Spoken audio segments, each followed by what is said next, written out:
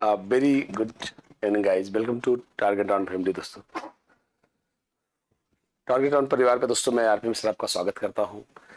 और दोस्तों, बड़ा ही आज जैसा आप जानते हैं दोस्तों, लोकतंत्र के लिए दोस्तों काउंटिंग चल रही है। और मुझे दोस्तों एक शेर याद आ गया, एक शायर का, ध्यान सुनिएगा। कोई भी चीज परमानेंट नहीं होती दोस्तों। और मुझे मुझे दोस्तों बड़ा अच्छा लग रहा है आपको शेर सुनाते हुए। क्या लाइन को ध्यान सुनिएगा और इसको लिखिएगा, आपको अच्छा लगे तो आप इसको रिकॉर्ड करिएगा। ए शोहरत और ए रुतबा कुछ दिन की ही बातें हैं, जिस डाल पे बैठे हो टूट भी सकती। आई आई होप यू अंडरस्टैंड, सारे लोग समझ गए हैं। कुछ भी परमानेंट नहीं दोस्तों, कुछ भी परमानेंट नहीं है आदमी को। चले, बाकी समझदार है। आइए टॉपिक पे चला जाए। क्या इसको क्या पेपर टू दोस्तों, आर्ट ऑफ टीचिंग आज शुरू करेंगे। हम लोग अपने सेशन को जारी रखेंगे दोस्तों। पीवाईक्यू जल्दी है दोस्तों। इसके महामैराथन दोस्तों सीटीटी मैथ्स का है, ध्यान रखिएगा। 18 जून को सीटीटी मैथ्स के लिए महामैराथन है दोस्तों। और साइंस का महामैराथन दोस्तों 19 जून को है। हमने अपनी सारी मैराथन दोस्तों, सारी की सारी मैराथन शेड्यूल की है और चलेंगे। ओके। और दोस्तों माय गॉड, ये दोस्तों महामैराथन इंग्लिश का है, गलती से मेरी फोटो लग गई इसलिए मैं आपको नहीं दिखा सकता। हिंदी के महामैराथन दोस्तों 24 जून को है। और संस्कृत की महामैराथन 20 जून को है दोस्तों। काफी ये सब आपको मैं बता रहा था कि शेड्यूल देख रहे थे। और दोस्तों एसएसटी पेडागॉगी की ध्यान से देखें। क्या एसएसटी पेडागॉगी का दोस्तों जो महामैराथन है वो ये मैं लूंगा दोस्तों 16 जून को। एक बहुत धुआंधार क्लास होगी, इसको जरूर देखिएगा जो लोग सीटेट के लिए प्रिपेयर कर रहे हैं। और तमाम लोग दोस्तों थोड़ा सा ओके। और दोस्तों ध्यान रखेंगे 17 जून को, जैसे आप जानते हैं 17 जून का, सुनील जी नमस्ते भाई, सुनील जी सबको नमस्ते बोलता हूं। 17 जून को दोस्तों सीडीपी का मैराथन। और दोस्तों एसएसटी कंटेंट की कंप्लीट एनसीईआरटी मैराथन दोस्तों आदरणीय राम सर लेंगे 14 जून को दोस्तों। ये भी देखते रहेंगे। और अब आइए दोस्तों हम लोग अपने टॉपिक पे चले दोस्तों। क्या ओके, शुरू करते हैं। शिक्षण दोस्तों देखिए, क्या शिक्षण प्रक्रिया में एक महत्वपूर्ण तत्व है नॉर्मल अधिगम, कौशल, शिक्षा, ए और बी दोनों। कह रहा शिक्षण प्रक्रिया का सो नॉर्मल पीवाईक्यूज हैं। अब मैं आपको बीच में कुछ क्वेश्चन ऐसे हैं जो आए हैं, मेरे पास लोगों ने भेजे हैं, तो आइए मैं चाहूंगा उसको भी लिखते रहिएगा। आज थोड़ा सा इस क्लास के फॉर्मेट को चेंज कर रहा हूं और व्याख्यात्मक मोड पे इस क्लास को ले जा रहा हूं। चलेंगे दोस्तों, बिल्कुल आइए सभी भाई बहन चले गए बिल्कुल दोस्तों। एसटीटी का मैराथन तब होगा, जल्द ही होगा। शिक्षण प्रक्रिया में एक महत्वपूर्ण तत्व क्या है दोस्तों, तो जरा एक बार चलेंगे सही। ओके, तो बिल्कुल फिजिक्स पे दोस्तों बात चल रही आदरणीय सर से, बस 1-2 दिन में क्लियर कर दूंगा। आइए शुरू करते हैं। बिल्कुल सही, D is the right answer. बिल्कुल दोस्तों, सी बारे में तो सोचिएगा भी मत गाइस। नहीं दोस्तों नहीं। शिक्षण में दोस्तों अधिगम होता है और अधिगम में स्किल जरूर होती है। तो ये बात तो समझ गए हैं, सी इज द राइट आंसर। इसके लिए समझ गए दोस्तों, खुद ही समझिए। क्या शिक्षण में एक महत्वपूर्ण प्रक्रिया का महत्वपूर्ण तत्व दोस्तों क्या है, अधिगम। और अधिगम जब होगा दोस्तों तो अधिगम में कौशल शामिल ही होता है। तो आपका उत्तर होगा ए और बी। सभी लोग जानते हैं ए और बी दोनों। आइए आगे चलते हैं नॉर्मल। अब दोस्तों देखिए क्या आई, अब थोड़ा सा मैं आपको देखूं कुछ लोग क्वेश्चन, तो ध्यान से देखिएगा दोस्तों। शुरू करते हैं। क्या पाठ्य योजना, तमाम लोगों ने क्वेश्चन देखा होगा। पाठ्य योजना का ब्रिटिश उपागम, यस करें हाँ गुरुजी हमने सुना है। तो ये थोड़ा सा आपको बता दे, पाठ्य योजना का ब्रिटिश उपागम क्या, फिर सुनेंगे। तो 2 उपागम बहुत पूछे गए हैं, आपने देखा होगा। पाठ्य योजना का अमेरिकन उपागम और ब्रिटिश उपागम। 2 मिनट सुन ले तब चले। क्या तो मैं आपको थोड़ा हल्का सा समझा दूं। क्या इंग्लिश भी देखेंगे। क्या British approach of lesson plan. तो क्वेश्चन क्या आता है देखिएगा। शायद मुझे यकीन है जब आप पेपर दोगे तो क्वेश्चन आपको मिलेगा जरूर। क्या तो ध्यान सुनिए दोस्तों, जो British approach of lesson plan है क्या है, तो मैं इसको लिख देता हूं। उसमें पूछता है कि ये किस पे फोकस करता है भाई। ब्रिटिश पाठ्य योजना निम्नलिखित 2 तत्वों पर निर्भर करती है। पहला शिक्षक, दूसरा विषय वस्तु। इसका भी समझ गए, टीचर, कंटेंट। इसका भी समझ गए दोस्तों। अब समझिए कैसे। अब आइए मैं आपको समझाता हूं, मैं समझा लूंगा, रिलैक्स होकर पढ़े दोस्तों। कह रहा क्या, ब्रिटिश पाठ्य योजना किस पर फोकस करती है? तो ब्रिटिश पाठ्य योजना दोस्तों फोकस करती है किस पे? टीचर पे और कंटेंट पे। कैसे कि एक टीचर किसी कंटेंट को कैसे प्रस्तुत करेगा और कितना प्रभावशाली पढ़ाएगा। ध्यान सुनेंगे, ब्रिटिश पाठ्य योजना प्रस्तुत करती है दोस्तों किस पे फोकस करती है? टीचर पर और विषय वस्तु पर।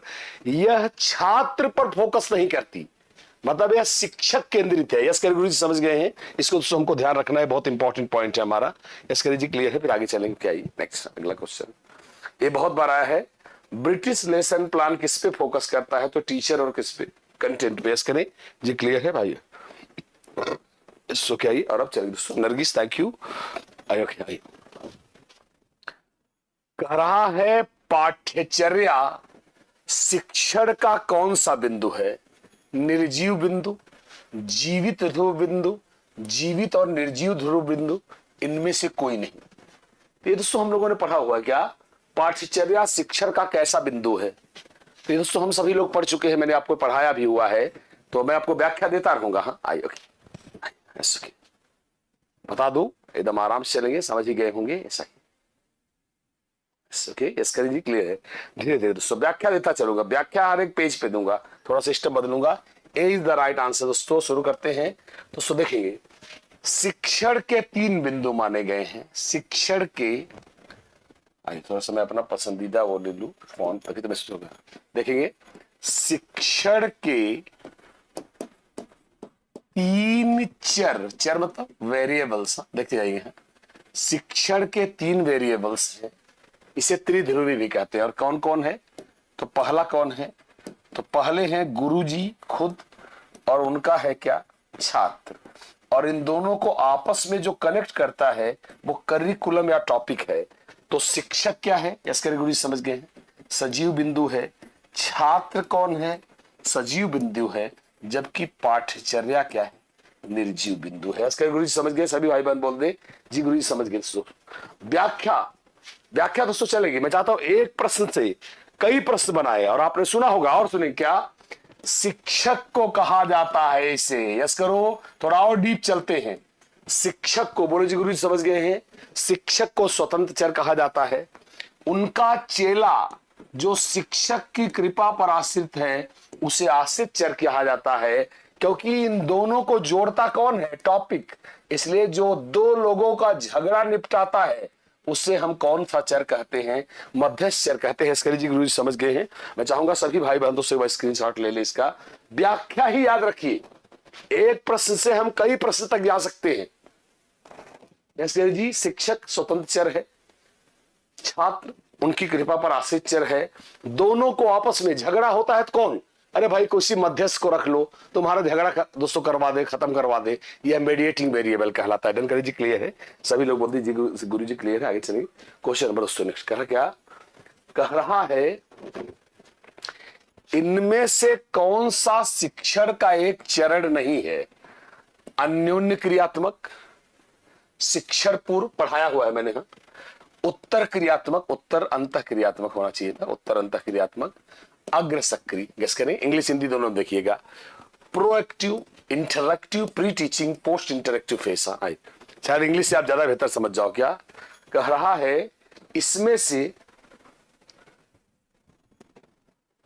Okay thank you Nargis Siddiqui, नमस्ते मेरे बच्चों, चलेगा आयु के आयु।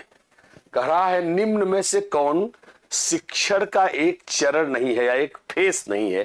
यहां चरण का दोस्तों फेस से है। यहां पे चरण शब्द के बजाय बेहतर रहेगा कि हम अवस्थाएं कहें। क्या कहें?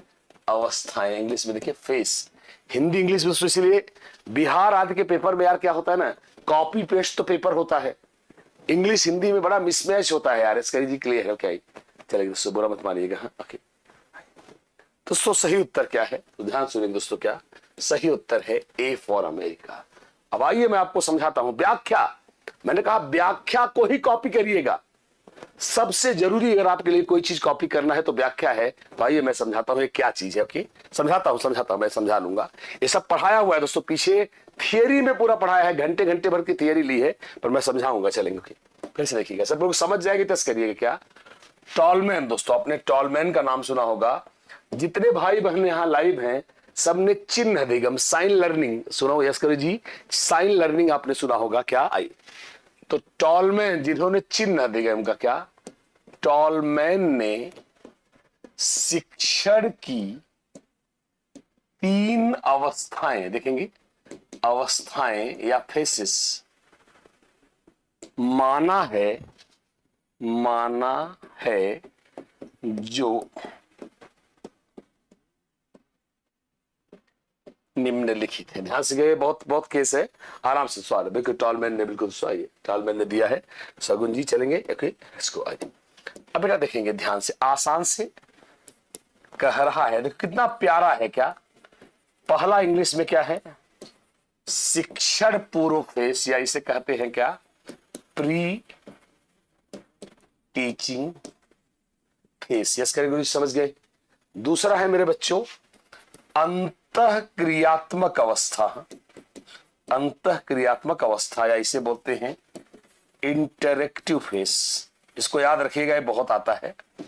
और फिर है उत्तर अंतः क्रियात्मक अवस्था, या इसे बोलते हैं पोस्ट इंटरेक्टिव फेस। व्याख्या लिखते चलिए दोस्तों, व्याख्या लिखते चलिएगा। मैं बड़े आराम से समझाऊंगा और क्वेश्चन भी काफी कवर कर लूंगा। आराम से पढ़िए दोस्तों, इसे करो 4-6 दिन अच्छे से बेस। कुल 4-5 दिन का पेपर ही है यार, इसमें कुछ नहीं है। मतलब इसको नॉर्मल पढ़ोगे तो भी 5-7 दिन में खत्म हो जाएगा, इसलिए पूरी तरह से फोकस करें। क्या अब ध्यान से देखेंगे, इस क्या कह रहा है? जाके कक्षा में तितर बितर अंट संट मत पढ़ाओ, पढ़ाने से पहले प्लानिंग कर लो। कौन सा टीएलएम चाहिए, यस करो, कौन सा उदाहरण चाहिए, कैसे बच्चे के पूर्व ज्ञान से जुड़े, यह क्या है मेरे बच्चों, ये पढ़ाने से पहले करना पड़ेगा। शिक्षण पूर्व अवस्था। अब ध्यान से देखो, इसमें मजेदार पॉइंट क्या है? अगर चाहता तो दूसरी अवस्था को शिक्षण अवस्था भी कह सकता था, तो सीधे बात इसके बाद पढ़ाना है, पर इसने इसका नाम अंतः क्रियात्मक रखा। क्यों? क्योंकि सिर्फ गुरु जी को नहीं बकबक करनी है, उनका चेला भी क्वेश्चन पूछेगा। अंतः क्रिया आपस में बातचीत करके पढ़ना है, यह अंतः क्रियात्मक अवस्था है। और जब क्लास खत्म हो जाएगी, सेशन खत्म हो जाएगा, गुरु जी ने क्या प्रभावित किया, उनके चेले ने कितना सीखा, मूल्यांकन, फीडबैक, पृष्ठपोषण देना, यह सब क्या है? उत्तर अंतः क्रियात्मक। कैसे गुरु जी समझ गए हैं सभी भाई बहन? बोल दे ये, अगर देखो तो सीधा सीधा है। क्या यह क्या है? निदान। यह क्या है? उपचार। और यह क्या है? मूल्यांकन। इसका गुरु जी समझ गए। पासवर्ड में देखो, ये बहुत आसान तरीका है सीखने का। यस करिए जी, क्लियर है, फिर आगे चलेंगे। इसका जी सर क्लियर है, आगे ओके डन।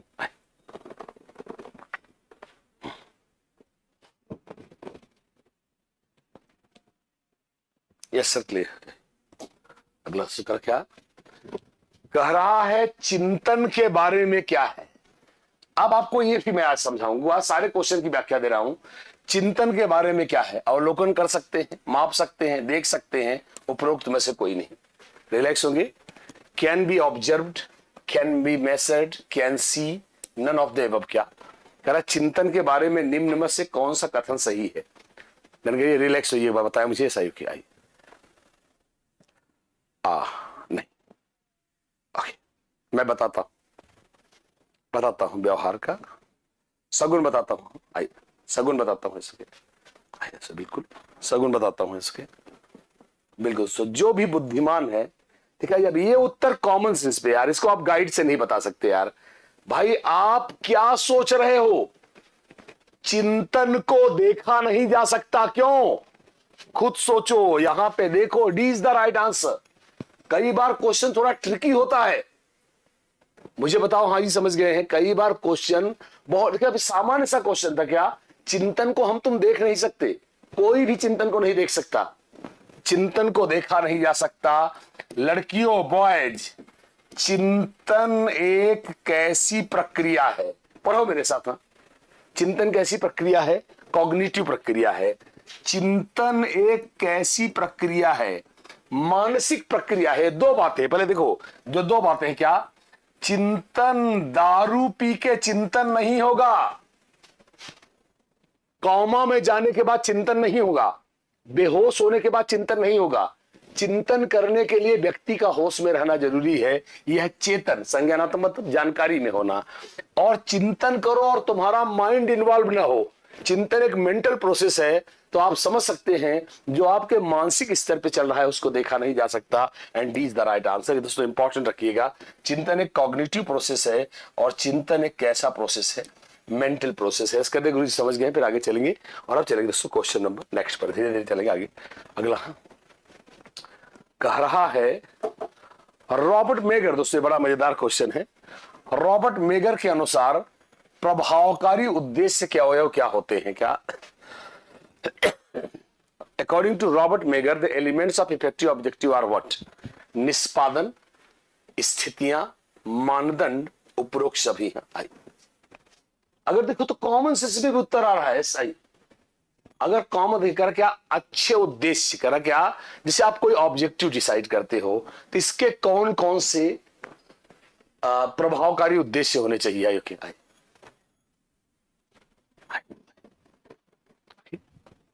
बिल्कुल सही। दोस्तों देखिए मेरी बात समझिए, समझाता हूं। अगर आप नॉर्मल देखिए, क्या अगर आप कोई डिसाइड करते हो क्या ऑब्जेक्टिव, तो पहली बात कि आप उद्देश्य ऐसा बनाओ जिसको तुम कर सको यार। यह क्या हो? निष्पादन। उद्देश्य बनाते समय तुम किस स्थिति में हो, स्थितियां, और तुम कितना सफल हुए इसका मानदंड होगा। ये रॉबर्ट मेगर का दोस्तों त्रिकोण का विभाजन है, जो कि बहुत इंपॉर्टेंट है। एक बार देखिए तो रहिएगा, इसका जी क्लियर है। आइए आगे चलते क्वेश्चन नंबर नेक्स्ट पर। क्या कह रहा है देखेंगे। डिस्कशन, परिसंवाद, माफ करेंगे, यहां सेमिनार है, यहां डिस्कशन होना चाहिए। दोस्तों मैंने सही कर दिया है। देखिए कई बार ट्रांसलेशन में यही गलती है। क्या कह रहा है? परिसंवाद। इंग्लिश में देखिएगा, इसीलिए बहुत है इंग्लिश बड़ा धोखा है। क्या परिसंवाद या डिस्कशन कैसी विधि है? खोज विधि है, विचार विमर्श विधि है, व्याख्यान विधि है, प्रदर्शन विधि है। कह रहा है डिस्कशन। डिस्कशन दोस्तों सही है क्या? ओके बिल्कुल दोस्तों। Performance conditions and fix criteria, बिल्कुल हाँ। आइए तो सगुन मैं आपके पॉइंट को वापस ले रहा हूं, अभी मैं आपको बताऊंगा बेटा। यस बिल्कुल दोस्तों समझ में आ रहा है। जब आप किसी से डिस्कशन करेंगे तो आप क्या होगा? ओके बिल्कुल ये डिस्कशन मेथड होगा। बस भाई डिस्कशन का मतलब ये आप विचार विमर्श करोगे। अब प्राप्त है कि आपका क्वेश्चन क्या है सिगुन? क्या व्यवहार को मापा जा सकता है? बिल्कुल मापा जा सकता है बेटा। मेरी बात समझ बेटा, ध्यान से सुनो, ध्यान से, लड़कियों बॉयज सगुन सभी लोग सुने। क्या व्यवहारवाद के जनक कौन है? जेबी वॉटसन। और जेबी वॉटसन से पहले आपने सुना होगा संरचनावाद के जनक थे विलियम वुंट, सबने पढ़ा है। उन्होंने चेतना का अध्ययन किया, चेतना को हटाकर ही व्यवहार को लाया। कौन? वॉटसन ने वुंट की क्लास लगा दी। क्या कि भाई जब चेतना दिखाई ही नहीं पड़ती तो चेतना का अध्ययन हम क्यों करें? मानव का व्यवहार देखा जा सकता है। भाई मैं पढ़ा रहा हूं, मैं आके खड़ा हो जाऊं, सर क्या कर रहे हो? बेटा मैं अपने मन में पढ़ा रहा हूं, अपने चेतना में पढ़ा रहा हूं। अरे यार जब तुमको दिख ही नहीं रही तुम कैसे पढ़ोगे? मैं तुम्हें पढ़ाते वक्त दिखना चाहिए। आरपी सर ने कितने घंटे पढ़ाया, एक धावक ने कितने मिनट में रेस को पूरा किया, यहां व्यवहार को मापा जा सकता है। यस करो, व्यवहार को मापा जा सकता है। यस ट्रू, मापा जा सकता है। सगुन बोले हाँ जी समझ गए हैं। ओके सगुन मेरे ख्याल से हम समझ गए थे, B is the right answer. आगे चले क्वेश्चन नंबर नेक्स्ट। कर क्या कह रहा है? ऐसा शिक्षक, शिक्षक केंद्रित शिक्षण क्या होता है? प्रजातांत्रिक होता है, सत्तावादी होता है, रचनात्मक होता है, या आलोचनात्मक निर्णय वाला होता है? कह रहा जो शिक्षक केंद्रित शिक्षक होता है, शिक्षण होता है, वो कैसा होता है? तो हम लोग दोस्तों कुछ चीजें सीटेट में भी तमाम लोग जुड़े रहते हैं।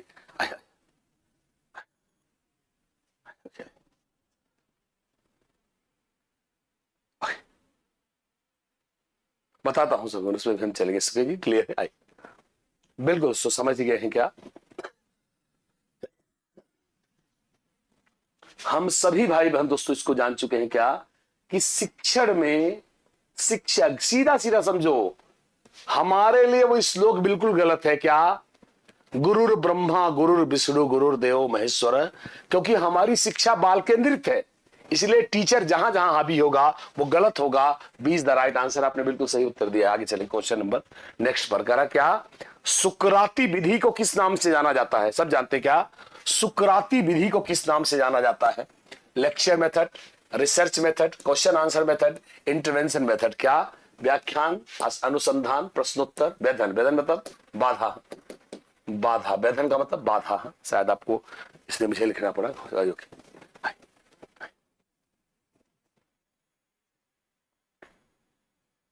ले देकर सबकी बातें एक ही है। सभी लोगों ने पढ़ा होगा, तो बहुत सारे लोगों ने पढ़ा होगा, बिल्कुल तो सब लोग जानते हैं। क्वेश्चन फिर सुनेंगे। सुकराती विधि से सॉक्रेटिक मेथड, सुकराती विधि का दूसरा नाम है दोस्तों। क्वेश्चन मैं आपको थोड़ा समझाता हूं ये कैसे काम करता था, रिलैक्सो में समझाता हूं। और प्लेटो की विधि को, प्लेटो जो कि उनके गुरु थे, समाप्त करेंगे, सुकरात के शिष्य थे, उनकी विधि का नाम है संवाद विधि। यस करें गुरु जी, समझ गए हैं? डिस्कशन मेथड जो आप पीछे पढ़ के आ रहे हो। और इनके जो शिष्य थे कौन? अरस्तु। इनकी विधि को हम आगमन या निगमन विधि दोनों कहते हैं। तो ध्यान सुनिए कैसे करते हैं। सुकरात लोग क्या करते थे? एक फटिक शिला पर, एक पत्थर पे बैठे रहते थे, 4 लोग आते थे, इनसे प्रश्न पूछकर समाधान लेके जाते थे। वो इनसे प्रश्न पूछते थे, फिर ये प्रश्न का डिस्कशन करके उत्तर देते थे। इस मेथड को क्वेश्चन आंसर या सुकराती विधि कहते हैं। क्या? Question answer method. तो right answer is going to be C for Chennai. Yes करेंगे, समझ गए? फिर आगे चलेंगे और अब चलेंगे क्वेश्चन नंबर दोस्तों नेक्स्ट पर। करा क्या कह रहा है दोस्तों? ये बड़ा ही इंपॉर्टेंट है, इसको, ये बहुत इंपॉर्टेंट है। मैं चाहूंगा इसको आप अपने एक स्क्रीनशॉट अपने डायरी में भी नोट करिएगा। कह रहा है गैगने ने क्या प्रस्तुत किया? गैगने ने क्या प्रस्तुत किया? Option A events of instruction के चरण, first principle of instruction, entry व्यवहार के चरण, मेरिल मॉडल के 5 सिद्धांत। आइए आपको मैं मेरिल मॉडल तमाम चीजें बताऊंगा, घबराइए मत, धीरे धीरे।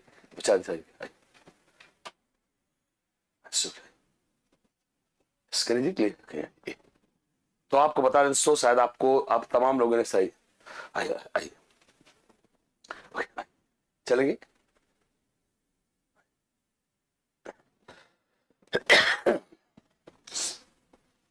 सगुन एक बार उत्तर दे लूं फिर मैं आता हूं। तो सगुन तमाम लोगों ने आपने सुना होगा, एक नाम सुना होगा आपने, रॉबर्ट मिल्स गेने, अमेरिकन दार्शनिक मनोवैज्ञानिक। इनका पूरा नाम है बेटा रॉबर्ट मिल्स गैगने। हाँ, या गेने या गैगने कहते हैं, जैसा वहां लिखा हुआ है, जी साइलेंट पढ़ा जाता है। तो आपने सुना होगा इन्होंने श्रृंखलाबद्ध अधिगम, याद करिए, हायरार्किकल लर्निंग दिया है, जिसमें 8 चरण है, 8 स्तर है। याद करिए कौन का है? श्रृंखलाधिगम। इसको याद करिए तो इससे पहला संकेत अधिगम, उद्दीपक अनुक्रिया अधिगम, श्रृंखला अधिगम, ये 8 प्रकार के अधिगम इन्होंने बताए हैं। उसी तरह से इन्होंने शिक्षण, अच्छे इंस्ट्रक्शन, कल आपने मुझसे पूछा था सर ये बताइएगा, तो मैं अब आपको थोड़ा सा व्याख्या दूंगा। क्या? तो रॉबर्ट मिल्स गेने ने श्रृंखलाबद्ध अधिगम में 8 अधिगम, 8 चरण दिए हैं। उसी तरह से प्रभावशाली अनुदेशन के उन्होंने 9 चरण दिए हैं, और यह कहलाता है क्या? इवेंट्स ऑफ इंस्ट्रक्शन, जिसमें उन्होंने अनुदेशन के, शिक्षण या अनुदेशन के 9 चरण बताए हैं। कितने चरण बताए हैं? 9 चरण बताए हैं। इसको याद रखिएगा, मैं आपको समझाऊंगा, अभी मैं समझाने जा रहा हूं। इसको क्या? इसको ओके, आई मैं इसको समझाऊंगा, थोड़ा सा समझाऊंगा। यस करेंगे दोस्तों, शुरू करते हैं। क्या? तो गैगने ने अच्छे अनुदेशन, देखिएगा थोड़ा मैं डीप जा रहा हूं, अच्छे अनुदेशन के 9 चरण बताए हैं, जिसे उन्होंने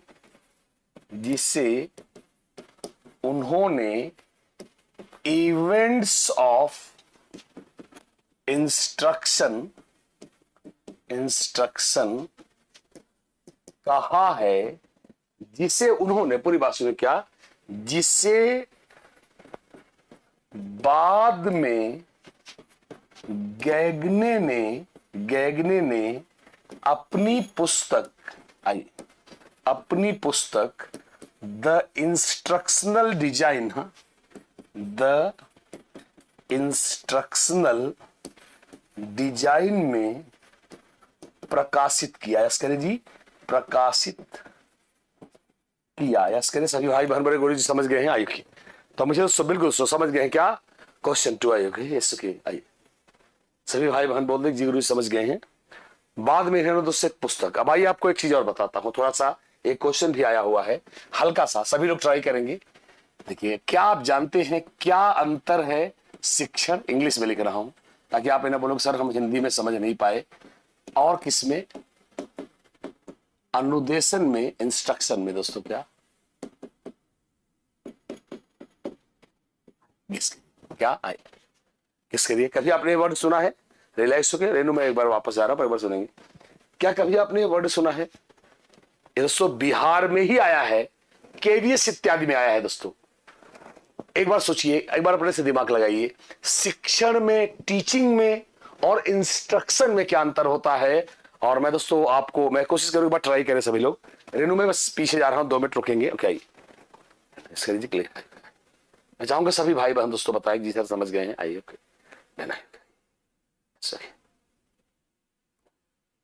दोस्तों ध्यान से सुनेंगे।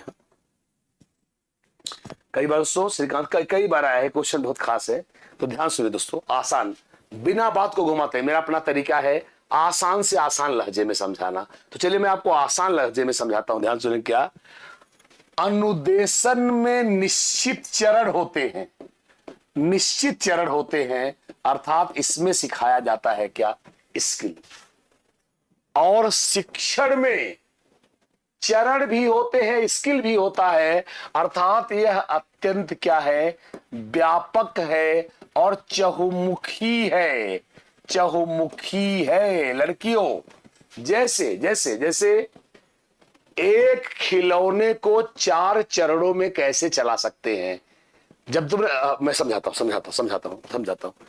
याद करो, जब हम मोबाइल खरीदते हैं, लड़कियों बॉयज, जब हम मोबाइल खरीदते हैं, मोबाइल को कैसे चलाना होता है, एक छोटा सा बुकलेट मिलता है। सब भाई बहन इसके गुरुजी हम बहुत अच्छे समझ गए हैं। उसमें लिखा होता है इसको ऐसे खोले, बैटरी को ऐसे लगाए, कैमरे को ऐसे चलाए। ये टीचिंग नहीं होती बेटा, यह क्या होता है?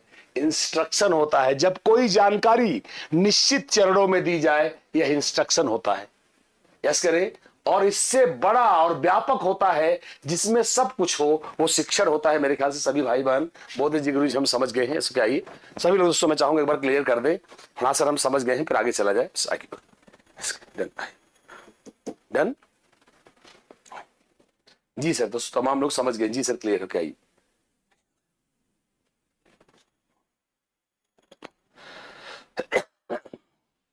अब देखिए, जैसे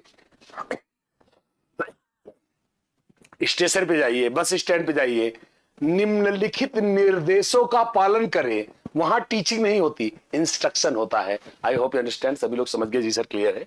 और अगला चलेंगे दोस्तों क्वेश्चन नंबर नेक्स्ट पर। कह रहा क्या? कह रहा है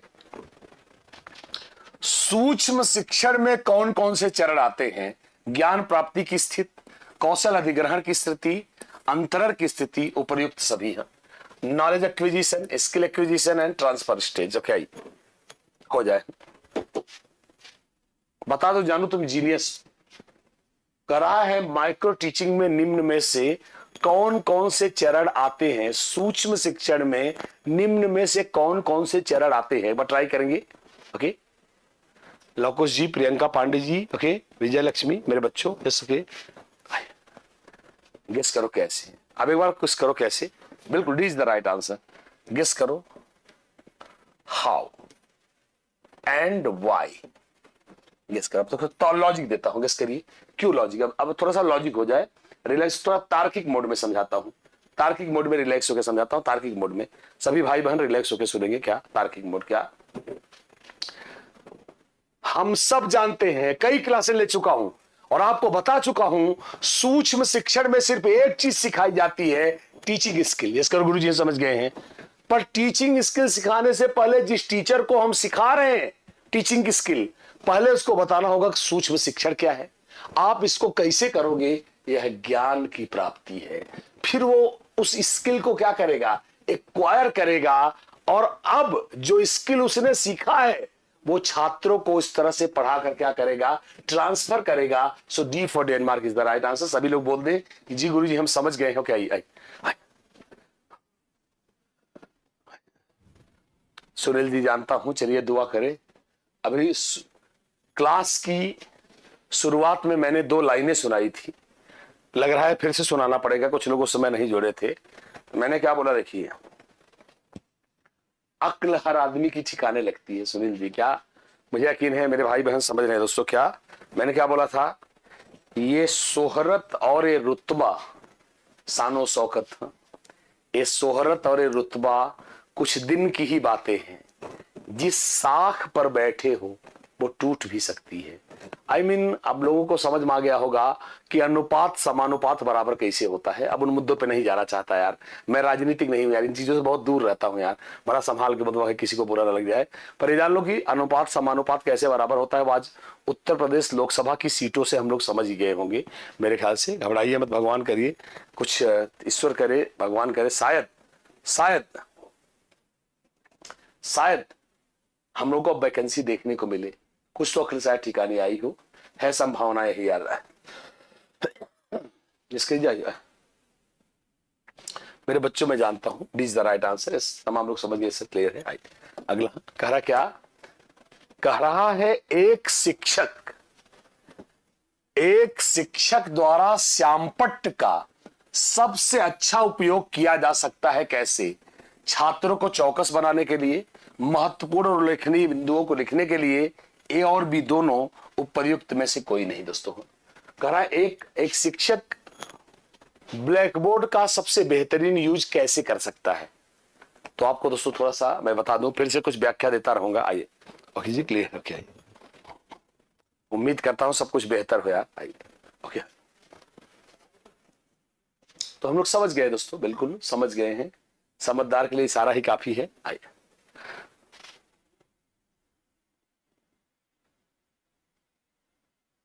बिल्कुल, सो चाहे जैसे देखे इसका उत्तर सी है दोस्तों। ठीक है, जब मैं खड़ा होकर लेक्चर देता हूं आपको अमूर्त है नहीं दिखता, पर अगर मैं यही श्यामपट्ट पर, मान लो यहां व्हाइट बोर्ड है, अब मैं व्हाइट बोर्ड पे एक चित्र बना दूं, आपको दृश्यात्मक प्रस्तुतिकरण में मजा आता है। तो सिंपल सी बात है, व्हाइट बोर्ड हमेशा आप स्टूडेंट, आप फिगर बना सकते हो, चार्ट बना सकते हो, पाई चार्ट बना सकते हो, पशुओं के चित्र बना सकते हो, मानचित्र बना सकते हो। इससे स्टूडेंट को ज्यादा व्यापक समझ में आएगा, और चाहे जैसे दिमाग लगाओ, सी इज द राइट आंसर। इसके गुरु जी समझ गए हैं, ये है नॉर्मल ही था याद कि ए और बी वाले या ए और सी वाले ऐसे क्वेश्चन बिहार में बहुत बार आए हैं यार, ये बात हमको थोड़ा सा ध्यान रखना। आगे चलें, क्वेश्चन नंबर नेक्स्ट पर करा क्या कह रहा है, तो आप दोस्तों थोड़ा ये जरूर, मैं कभी कल जब लूंगा तब क्वेश्चन धीरे धीरे प्रश्न क्या, अभिक्रमित अनुदेशन यूपी टेट में 5-6 बार आया है, सुपर टीटी जो यूपी टेट में दो बार हुए हैं यूपी में, प्राइमरी वाले दोनों में आया हुआ है। क्या अभिक्रमिक अनुदेशन का विकास किसने किया, स्किनर ने, पावलोव ने, फ्रायड ने, उपर्युक्त में से कोई नहीं। तो जैसा मैंने एक बार और क्लास में आपको बताया था, अगर आपको अभिक्रमित अनुदेशन समझना हो तो आपको समझना पड़ेगा 21वीं सदी के होने वाले क्या मॉक टेस्ट। दोस्तों आपको बता दें ये शिक्षक रहित, आइए क्या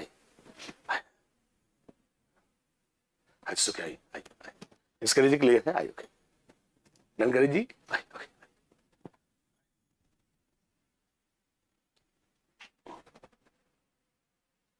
इसके जी, आइए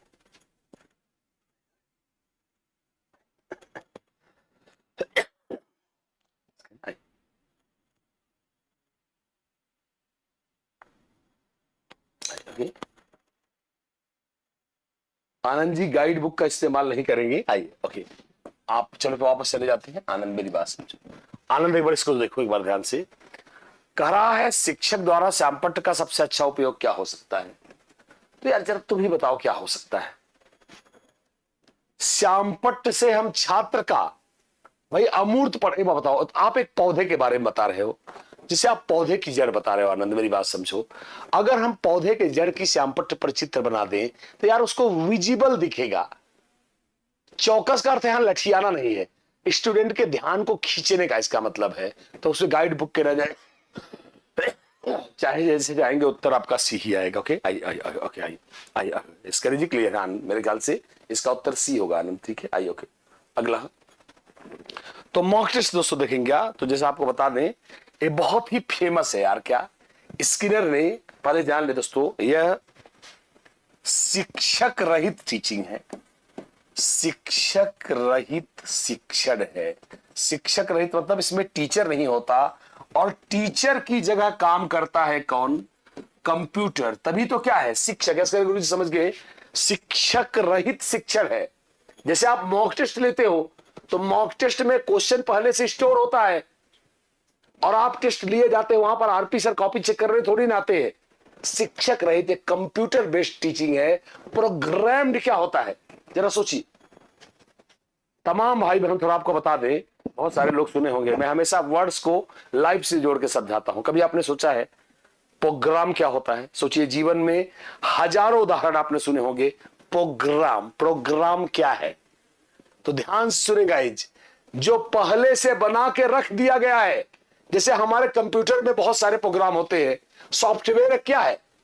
सॉफ्टवेयर एक कंप्यूटर प्रोग्राम है। उसी तरह से जो पहले से बना हो, जो पहले से तैयार करके रखा हो, दैट इज कॉल्ड प्रोग्राम। अब जरा सोचो मॉक टेस्ट क्या होता है। जब आप मॉक टेस्ट देते होते हो उस समय क्वेश्चन थोड़ी ना कोई बनाता है।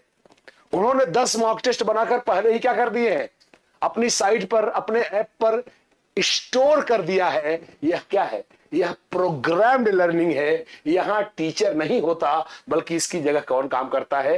कंप्यूटर काम करता है। इसके गुरु जी समझ गए सभी लोग? मैं चाहूंगा दोस्तों सभी भाई बहन बोल दें जी गुरु जी हम समझ गए हैं। आज आपको समझ में आएगा प्रोग्राम्ड क्या है। जिसे पहले ही डिजाइन कर लिया गया है, बना दिया गया है, वही प्रोग्राम्ड है। okay. तमाम भाई बहन the right answer is going to be A. Yes, आगे चलेंगे। ओके और अब क्वेश्चन नंबर दोस्तों नेक्स्ट पर क्या कह रहा है, देखिए चलेंगे। एक प्रगतिशील कक्षा के एक इकोसिस्टम में छात्रों को कैसे देखा जाता है? निष्क्रिय अनुकरण करता, सक्रिय अनुकरण करता, सक्रिय अन्वेषक, उपर्युक्त में से कोई नहीं। आई ध्यान से रखिएगा, अभी नॉर्मल भाषा में जल्दबाजी में गलत हो सकता है ऐसा। आई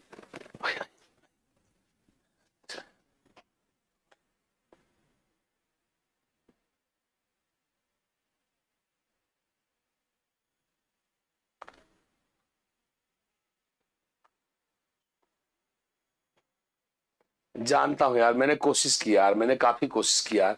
फर्स्ट पेपर में दोस्तों बहुत लोगों को फायदा हुआ है, तो बिल्कुल मैं देखो यार, मेरा ऐसा नहीं यार, हमने प्रयास किया। सी इज द राइट आंसर। सभी दोस्तों इसमें बी उत्तर मत दीजिएगा। अनुकरण करता निगेटिव वर्ड है या नकारात्मक टैग वर्ड है। क्या बच्चा प्रगतिशील शिक्षा क्या कहती है? जमाने, प्रगतिशील क्या है यार? जो जमाने के अनुसार चले। और भाई सिंपल सी बात है, इसको कैसे समझेंगे? प्रगतिशील क्या है? 1960 की शिक्षा 2024 में नहीं चलेगी। तो जो वक्त के साथ बदले वो क्या है? प्रगतिशील है। और आजकल क्या है? बाल केंद्रित शिक्षा का जमाना है। So the right answer is going to be सक्रिय अन्वेषक। सभी लोग समझ गए तो बिल्कुल सही। और आगे क्वेश्चन नंबर नेक्स्ट क्या कह रहा है? शिक्षार्थी केंद्रित, वही बाल केंद्रित शिक्षा का सबसे प्रमुख सिद्धांत क्या है? करके सीखना, नकल करके सीखना, लिख के सीखना, उपर्युक्त में से कोई नहीं। अब ये सब नॉर्मल है यार। कह रहा है बाल केंद्रित शिक्षा का सबसे प्रमुख सिद्धांत क्या है? गेस किया जाए, हो जाए। ओके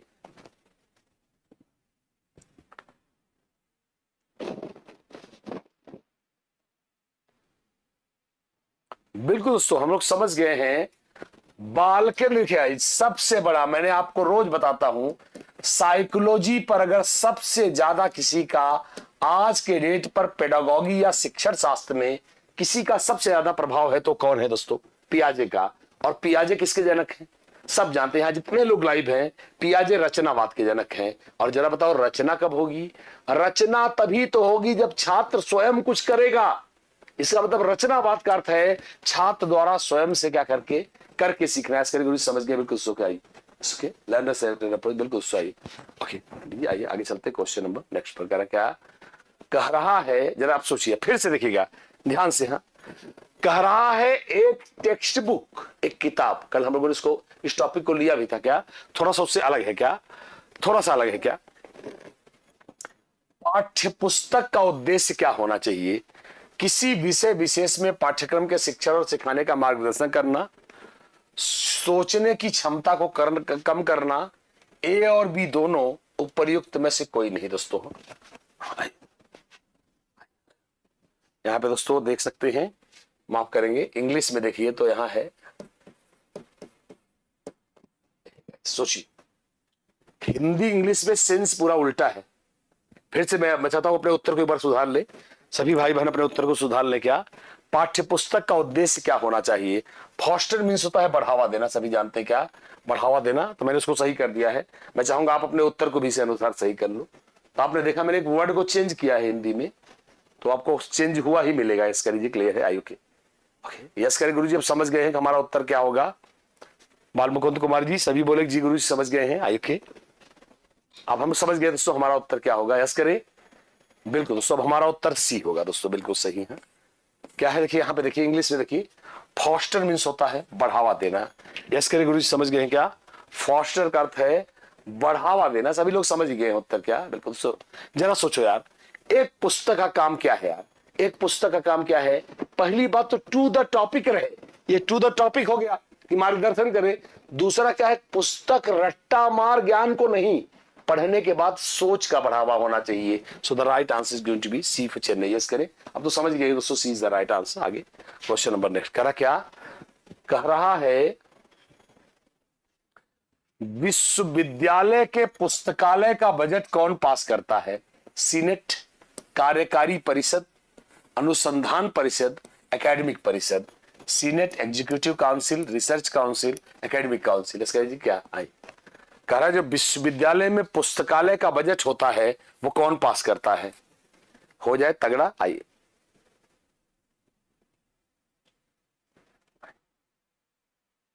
सभी दोस्तों, तो बिल्कुल दोस्तों आपको बता दें, बिल्कुल सभी लोगों ने दोस्तों बिल्कुल सही उत्तर दिया है। एग्जीक्यूटिव काउंसिल दोस्तों जो यूनिवर्सिटी की कार्यकारिणी परिषद होती है, थोड़ा सा आपको बता दूं, शायद आपको ये बात ना पता हो, तो आइए मैं आपको थोड़ा सा समझा देना चाहूंगा। इस क्या तो पहले उसे सीनेट कहा जाता था। क्या कहा जाता था? सीनेट। दोस्तों आपने पढ़ा होगा 1902 और 1904। यस करिए, मुझे चलिए आपको थोड़ा इतिहास पढ़ा देता हूं। यहाँ पर गुरु जी बस इसे रट्टा मार ज्ञान दे रहे हैं, तो ध्यान सुनिएगा। इस क्या जब 1902-04 में कर्जन का आपने कार्यकाल सुना होगा, और कर्जन लाया था क्या? Indian universities act. यस करो, 1904 का विश्वविद्यालय आयोग, भारतीय विश्वविद्यालय आयोग। दोस्तों तब यूनिवर्सिटी का सारा काम कौन देखती थी? सीनेट की। पर जब दोस्तों 1917 में आपने सुना होगा कोलकाता यूनिवर्सिटी कमीशन, जिसे हम लोग याद करिए सैडलर आयोग भी कहते हैं, तो सीनेट को हटा करके उसी ने क्या बना दिया?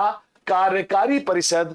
पहले यूनिवर्सिटीज में क्या होती थी? सीनेट होती थी। फिर सुनेंगे क्या? 1904 तक यूनिवर्सिटी की मुख्य बॉडी को, मुख्य प्रशासनिक अधिकारियों को सीनेट या प्रतिनिधि सभा कहते थे।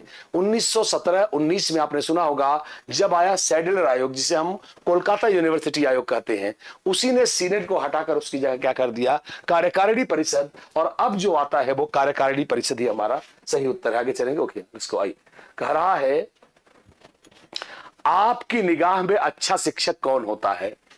साधन संपन्न और निरंकुश हो, साधन संपन्न हो और क्या हो? सहमागिता। क्या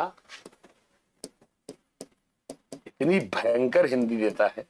समायोजित हो, साधन संसाधन संबद्ध हो और प्रभावशाली हो। ओके, इनमें से कोई नहीं। आयो क्या आई? ऐसा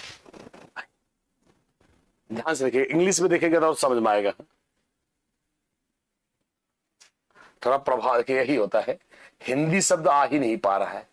अब देखिए, अब आ रहा होगा शायद, अब आ रहा होगा ऐसा, ये अब आ रहा होगा ऐसा, अब मेरे ख्याल से अब आ रहा है। ठीक है, अंग्रेजी क्लियर है? आइए ओके,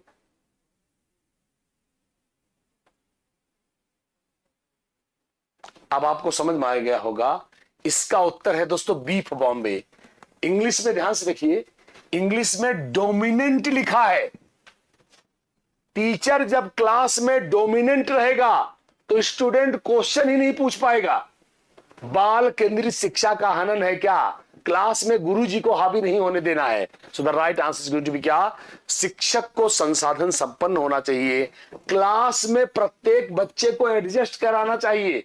तो अब आप समझ गए होंगे, सही उत्तर है बी बॉम्बे। तमाम लोग समझ भी गए हैं, इसीलिए कह रहा हूं थोड़ा सा इंग्लिश भी देख लेने का कभी कभार। कह रहा क्या, कह रहा है छात्र आमतौर पर, नॉर्मल छात्र आमतौर पर एक शिक्षक की कब प्रशंसा करते हैं, अपने छात्रों को डराता नहीं है, सभी छात्रों से मित्रवत है, उपर्युक्त दोनों इनमें से कोई नहीं। दोस्तों समझ मारे में, नॉर्मल क्वेश्चन है।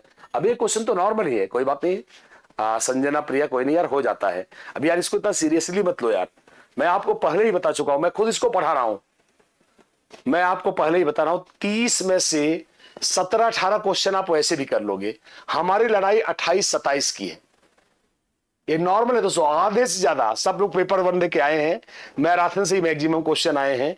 26-27 आप वैसे भी पालोगे, बस रिलैक्स होकर बिना प्रेशर के पढ़ो यार, आराम से करें। Okay, B is the right answer. So कह रहा क्या, कह रहा है स्टूडेंट उसी टीचर की, दोस्तों बिल्कुल चाहे जैसे देखेंगे, C is the right answer guys. अब इसमें दोस्तों नहीं, ओनली भी तो होगा ही नहीं यार, अगर ये सही है तो अपने आप ही सही है। मेरी बात बताओ, अगर ये इसको उल्टोगे तो यही मिलेगा। एक बात बताओ यार, छात्रों के साथ कौन मित्रवत होगा, जो डंडा लेके ना आता होगा क्लास में। तो अगर ये सही है तो ऑटोमेटिकली ये सही है, and the right answer is going to be C for Chennai. Yes करें। सभी लोग बोले अगर, अरे खुद समझो ना, इसका उल्टा यही तो है। अगर ये सही है तो ऑटोमेटिकली ये वाला सही है। आसानी से इतना दिमाग क्या लगाना है, क्या ओके।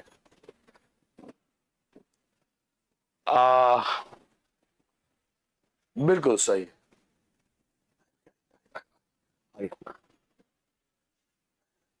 अगला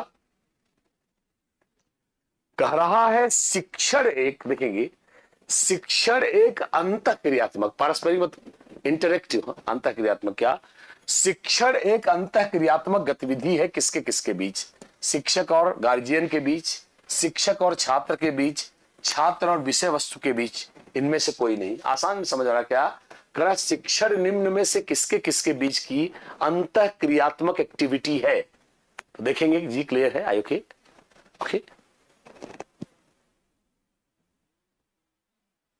बिल्कुल दोस्तों, शिक्षक शिक्षक और छात्र के बीच में होता है। भाई सही उत्तर देखिए, कोई यार कोई दुश्मनी तो चल नहीं रही है कि भाई जो भी आप बताओगे आरपी सर सठिया गए हैं, आरपी सर उसका उत्तर गलत काट देंगे, ऐसा नहीं है यार।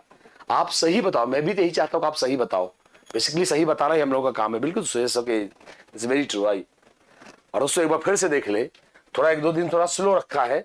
अब देखिए कल मैं आपको एक थियरी लेक्चर पढ़ाऊंगा, कल एक बार और प्रैक्टिस कर दीजिए, परसों से मैं 4-5 दिन आपको थियरी पढ़ा देता हूँ, सिर्फ थियरी पढ़ लीजिए, पास हो जाएंगे, कोई टेंशन नहीं है। आइए आराम से करेंगे जी, क्लियर। और एक बार देख लें, मैं चाहूंगा भाई सभी लोग इस फिर से देखिए, कल वैसे तो बता ही चुका हूं, पर एक बार देख लें दोस्तों तमाम लोग। हाँ, जो हम लोग का बिहार का देखेंगे, बिहार टीचर्स का दोस्तों जो हमारा टेलीग्राम ग्रुप है, मैं जरूर चाहूंगा सभी लोग, जैसा बता चुका हूं, गूगल स्कैनर से इसे स्कैन कर लेंगे दोस्तों, उस टेलीग्राम को आप जरूर ग्रुप पे जोड़ लीजिए, क्योंकि वहां पे डालता हूं मैं ये सारी पीडीएफ्स जो मैं पढ़ाता हूं।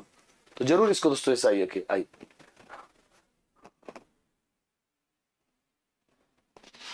हाँ बिल्कुल दोस्तों, टारगेट स्टडी क्लासेस सर आप बहुत अच्छा पढ़ाते हो, मेरा फर्स्ट पेपर बिहार एसटीटी में बहुत सारे फंसे क्वेश्चन आपने जो पढ़ाए हैं, थैंक यू।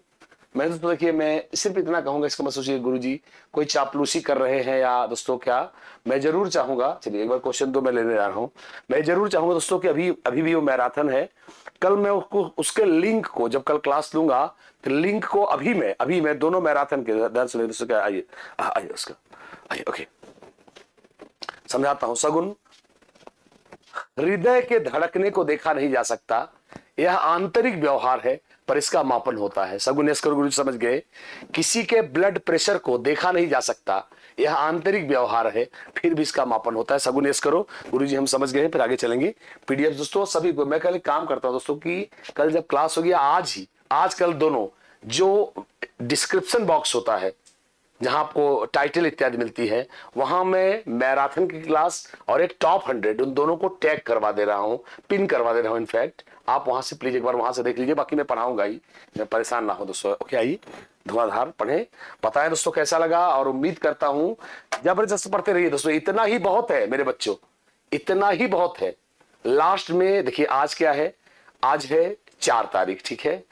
5, 6, 7 और पढ़ लीजिए, 7 को 8 को मैं कोशिश करूंगा एक मैराथन दे दूं आपको शॉर्ट में, इस बार क्वेश्चन वाइज, प्रश्न वाइज सोच रहा हूं, प्रश्न वाइज एक मैराथन दे दूं इस बार। मैराथन एमसीक्यूज की मैराथन दे दूं, थोड़ा सा चेंज करता हूं। थियरी की मैराथन यस करो, हाँ गुरुजी हम समझ गए हैं। मैं चाहता हूं क्या कि मैं थियरी की एक लंबी मैराथन दे चुका हूं, आप उसको देख लेना, उतना ही पास होने के लिए बहुत है। तो मैं एक काम करता हूं, चैप्टर वाइज उन पे एमसीक्यूज का मैराथन देता हूं और मैं व्याख्या देता हूं, लंबी लंबी व्याख्या, सिर्फ व्याख्या से ही काम चल जाएगा। सही ओके, आइए यार हम क्या करें यार, मैं कोशिश कर रहा हूं यार आनंद जी, यार कोशिश कर रहा हूं। कई लोगों की डिमांड है यार, पर सेटलमेंट नहीं हो पा रहा है यार, टाइम का बहुत मैटर रेडी करना पड़ेगा यार, गलत कमिटमेंट पर कोशिश करता हूं। चलिए सोचूंगा इस बारे में क्या है, मेरे ख्याल से ये सही रहेगा यार। थियरी मैराथन कल आज डलवा देता हूं डिस्क्रिप्शन बॉक्स में, एक एमसीक्यू का मैराथन ले लेता हूं चैप्टर वाइज, 100, 125, 150, 200 जो क्वेश्चन मुझे मिल पाए उसी अनुसार धीरे धीरे हम लोग कवर कर लेंगे। सर क्लियर है। जिससे क्या होगा, देखिए इससे क्या होगा, आपका टाइम भी बच जाएगा और समय रहते आपको पढ़ने का मैटर भी मिल जाएगा यार। मैं चाहता हूं भाई थियरी दोबारा उसी चीज को रिपीट करने का यार, अभी 12-14 दिन पहले मैंने वो मैराथन दिया है, उसी मैराथन को मैं दोबारा दोहराऊं यार, वो मजा भी नहीं आएगा आपको, लगे आपको भी लगे यार आरपी सर यार बोर कर रहे हैं यार हमको। और मैं चाहता हूँ कुछ नया किया जाए, कुछ हट के किया जाए सर, बिल्कुल सर से आपको जो उचित, अनिल यादव जी ने कहा सर जैसा आपको उचित लगे, तो यार मेरे हिसाब से तो मुझे उचित यही समझ में आ रहा है और शायद आपको भी लग रहा होगा यही सही तरीका है। आइयो क्या ही, चलिए हम एक बार देख लेंगे। चलिए गाइस कल फिर मुलाकात होगी, तब तक के लिए इजाजत दे guys. Thank you, thanks a lot guys, thank you.